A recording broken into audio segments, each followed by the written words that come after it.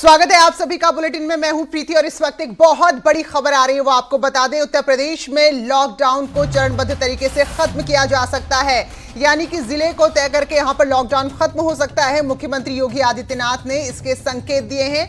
अगर हम बात करें प्रधानमंत्री की, तो 21 दिन का लॉकडाउन है, तो इस हिसाब से 15 अप्रैल तक ये लॉकडाउन खत्म हो जाएगा। लेकिन ये हो सकता है कि इसके बाद स्टेप बाय स्टेप, यानी कि धीरे धीरे करके उत्तर प्रदेश से लॉकडाउन को खत्म कर दिया जाए। यानी कि देखा जाएगा वो जिले जो बहुत ज्यादा प्रभावित नहीं है कोरोना से, उन्हें लॉकडाउन से मुक्त किया जाएगा। वहां सारी दिनचर्या सामान्य हो जाएगी और ये हो सकता है कि उन जिलों को लॉकडाउन उन जिलों में जारी रखा जाए जहां पर कोरोना के मामले लगातार सामने आ रहे हैं। बहरहाल ये संकेत अभी बस मिले हैं कि उत्तर प्रदेश में लॉकडाउन खत्म हो सकता है। तो प्रधानमंत्री ने 21 दिन के लॉकडाउन का ऐलान किया था और उसके बाद अब जो संकेत मिल रहे हैं कि हो सकता है इसके बाद उत्तर प्रदेश में धीरे धीरे करके, यानी कि उन जिलों का चयन करके जहां पर हालात सामान्य है, वहां लॉकडाउन हटा दिया जाएगा, ताकि वहां की जो भी रोजमर्रा की जिंदगी है वो सामान्य तरीके से चल सके।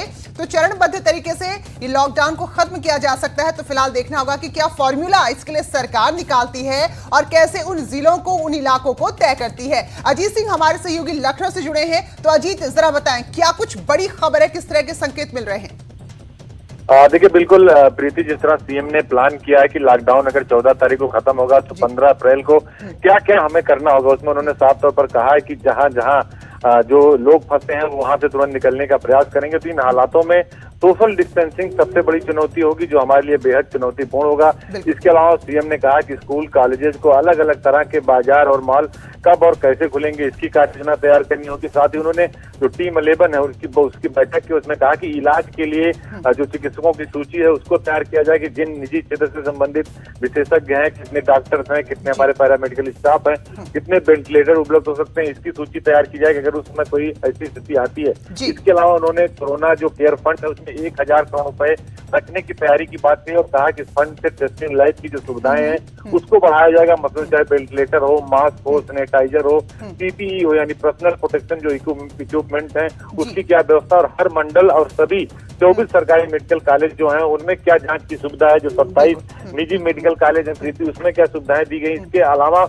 जो खाकी के मास्क बनाए जा रहे हैं उस पर उन्होंने साफ तौर पर कहा है कि सूक्ष्म, लघु और मध्यम उद्योग जो विभाग है उसकी तरफ से इसकी उपलब्धता भी बढ़ेगी। तो लिहाजा इसके मास्क और बड़ी संख्या में तैयार कराए जाए, महिलाओं को जिससे रोजगार मिले, जो मास्क बनाए सस्ता हो, लोगों को आसानी से मिल सके। तो इस तरह के बहुत सारे जो प्लान है वो यूपी सरकार ने तैयार करने शुरू कर दिया और ये भी कहा है कि जो लोग असहयोग करें उनसे सख्ती से पेश आए, उनके खिलाफ कार्रवाई करें। बाकायदा मुख्य सचिव और एसीएस होम को उन्होंने स्पष्ट तौर पर कहा है, डीजीपी को, कि जो लोग पालन ना करें उनके खिलाफ सख्त एक्शन ले। तो एक जो प्लान है सीएम का वो पहले से तैयार किया जा रहा है जिससे उस वक्त कोई समस्या ना आए। बिल्कुल अजीत, अगर हम देखें आज से लेकर 14 तारीख तक लगभग 10-11 दिन और बचे हैं, और क्योंकि हमने देखा कि निजामुद्दीन से जो लोग जो जमाती लौटे हैं उन्होंने स्थिति बिगाड़ दी। इसके अलावा जो लोग पलायन करके दिल्ली की बॉर्डर पर जिनको छोड़ दिया गया था वो लोग अपने अपने गांव गए हैं। तो क्या इतने दिन पर्याप्त होंगे जिससे पता चल सके कि कौन अपने साथ कोरोना लेकर आया है, और मुख्यमंत्री खुद नजर बनाए हुए हैं, तो उसी आधार पर जिलों का चयन होगा?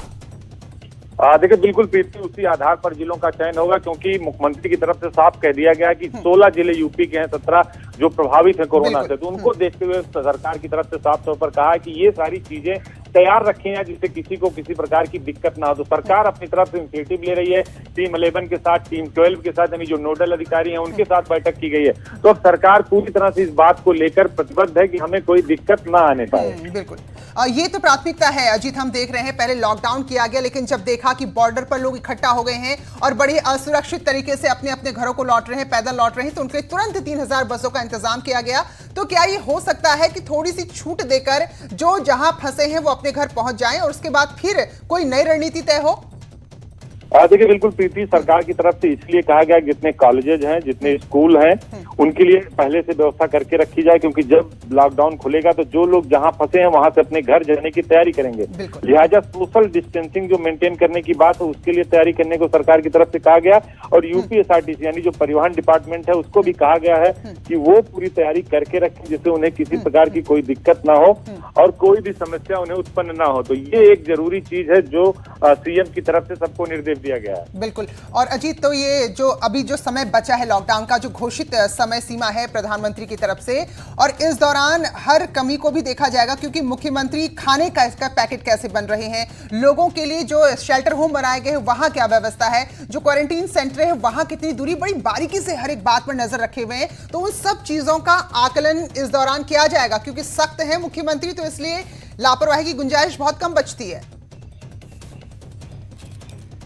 जी अजीत। देखिए, बिल्कुल प्रीति, मुख्यमंत्री की सख्ती इसी बात से जाहिर होती है जब आपने देखा कि गाजियाबाद की कल की जो घटना हुई थी उसको लेकर सीएम ने आज कहा कि इन पर रासुका लगाया जाएगा और हमारे किसी भी स्वास्थ्य कर्मचारी या पुलिस कर्मचारी से जो भी बदसलूकी करेगा उसके खिलाफ हम रासुका की कार्रवाई करेंगे। यहां तक कि उन अस्पतालों से महिला स्वास्थ्य कर्मी और महिला पुलिस कर्मियों को हटा दिया गया और सभी जिलों में होम डिलीवरी, एफआईआर की होम डिलीवरी भी शुरू हो गई। आज मुजफ्फरनगर के एसपी अभिषेक ने मोहल्लों में जाकर, गलियों में जाकर जो लोग बाहर खड़े थे, लॉकडाउन तोड़ रहे थे, उनके खिलाफ वहीं एफआईआर करके उनको जो कापी पकड़ा दी। तो एक सख्ती, बड़ी सख्ती बरती जा रही है। इसीलिए मुख्यमंत्री ने जो कोरोना केयर फंड है उसमें 1000 करोड़ रुपए एक्स्ट्रा रखने की बात कही है। जो सभी स्कूल कॉलेजेस हैं, मॉल्स हैं, जो दुकानें हैं वो खुलेंगी। तो सोशल डिस्टेंसिंग एक बड़ा इशू होगा कि जो लोग फंसे हैं, अगर 15 अप्रैल को वो वहां से निकलते हैं तो कैसे उन्हें उनके घर पर भेजा जाए, उसके लिए बसें लगाई जाएंगी और एक सीट की गैप पर लोगों को बैठाया जाएगा। तो बहुत सारे ऐसे सवाल हैं जिनका जवाब देने के लिए सरकार पूरी तरह से तैयार है और एक भी पॉइंट छोड़ नहीं रहे मुख्यमंत्री। सुबह 11 बजे बैठक करते हैं, शाम को 7 बजे वीसी करते हैं, उसके अलावा मुख्य सचिव, डीजीपी और अपर मुख्य सचिव गृह से रिपोर्ट लेते हैं। तो सरकार की तरफ से तैयारी में किसी प्रकार की कमी नहीं और अब सख्ती भी बढ़ती जा रही, क्योंकि प्रीति एक इशू आएगा, जो शेल्टर होम में 8-10 हजार लोग हैं वो जैसे ही लॉकडाउन खत्म होगा अपने घर को जाने को तैयार होंगे। तो उसके लिए भी सरकार ने पूरी व्यवस्था कर रखी कि एक लोगों को 2-2 सीट के अंतर पर बैठाया जाए, सोशल डिस्टेंसिंग का पालन कराया जाएगा, उसमें पुलिस के जवान भी बैठेंगे जिससे कोई नियम ना तोड़े और उनको उनके घर पहुंचाया जाएगा। तो ये पूरी तैयारी, डॉक्टरों की जो सूची है वो मुख्यमंत्री की तरफ से मंगाई गई है। जो 24 निजी मेडिकल कॉलेज हैं, 27 प्राइवेट मेडिकल कॉलेजेस हैं, इसके अलावा जो आइसोलेशन वार्ड बनाए गए हैं या जहां लोगों को क्वारंटाइन किया गया, होटलों में जो हायर किया गया सरकार की तरफ से, तो हर जगह व्यवस्था की जा रही कि जब 14 तारीख को लॉकडाउन खत्म होगा, 15 की सुबह से जीवन चलना शुरू होगा आम दिनों की तरह, तब भी सोशल डिस्टेंसिंग मेंटेन करना होगा। और यही बात सीएम ने कही कि यह सबसे बड़ी चुनौती होगी सरकार के सामने, सोशल डिस्टेंसिंग। बिल्कुल अजीत, क्योंकि आज जब जो संदेश प्रधानमंत्री ने दिया तो उसमें लग रहा था कि शायद लॉकडाउन को लेकर कोई बात कहें, तो फिलहाल अभी केंद्र की तरफ से इशारा नहीं है कि क्या 21 दिन खत्म होने के बाद आगे लॉकडाउन बढ़ाया जाएगा या फिर इसकी सीमा इतनी रहेगी। तो ऐसे में इस दौरान ये देखना बहुत जरूरी होगा, जो लोग दिल्ली से अलग अलग हिस्सों से गांव-गांव तक फैल गए, पहुंच गए, क्योंकि उनकी अभी जो भी जांच है वो नहीं हो पाई होगी, तो ये चीजें भी देखनी होंगी क्या वाकई में इस स्थिति में है कि लॉकडाउन को खत्म किया जाए और वहां लोगों की स्थिति क्या है उनका टेस्ट किया जाए।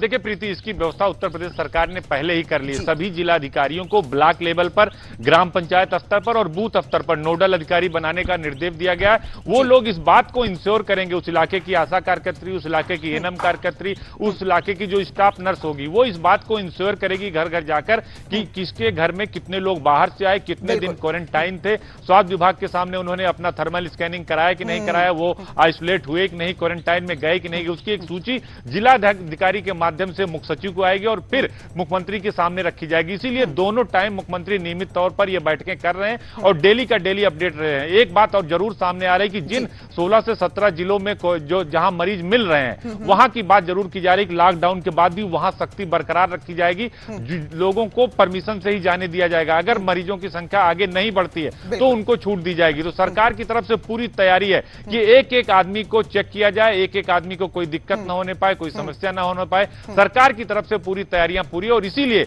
अभी आज 9वां दिन लॉकडाउन का अभी पूरा का पूरा जो समय है 14 अप्रैल तक का वो पूरा बाकी है। तो सीएम की तरफ से 12 दिन पहले ही अगर ये तैयारी की जा रही तो एक बड़ी तैयारी की योजना है जिससे कोई समस्या ना आए और सरकार इससे व्यवस्थित ढंग से निपट सके और लोगों को सोशल डिस्टेंसिंग के साथ उनके घरों तक पहुंचा सके और जनजीवन को सामान्य कर सके। बिल्कुल, क्योंकि 23 करोड़ की आबादी को संभालना अजीत बहुत आसान नहीं होता है। और जब हमने देखा कि जो मजदूर अपने अपने घरों को पैदल निकल पड़े थे तो वो अचानक स्थिति आई थी, उसके बारे में किसी को भी ऐसा आभास नहीं था कि वो एक रेला निकल पड़ेगा सड़कों पर। लेकिन अब जबकि ये तय है, इस माइंडसेट से सोचा जा रहा है कि लोग निकलेंगे, तो अब जो परिवहन विभाग है, जो बाकी गाड़ियां हैं, उन सबको हायर करके पहले से ही तैयारी की जाएगी। लोगों को समय बताया जाएगा कि इस जिले के लिए, इस जगह के लिए गाड़ी अब निकलनी है अजीत, ताकि लोग भी डरे नहीं और जल्दबाजी में जो बस मिली उस पर सवार ना हो जाएं।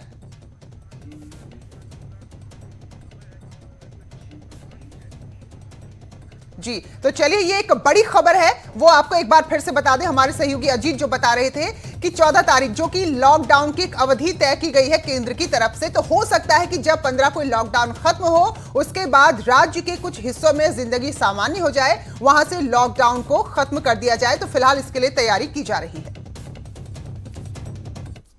तो फिलहाल एक ब्रेक के लिए रुक रहे हैं।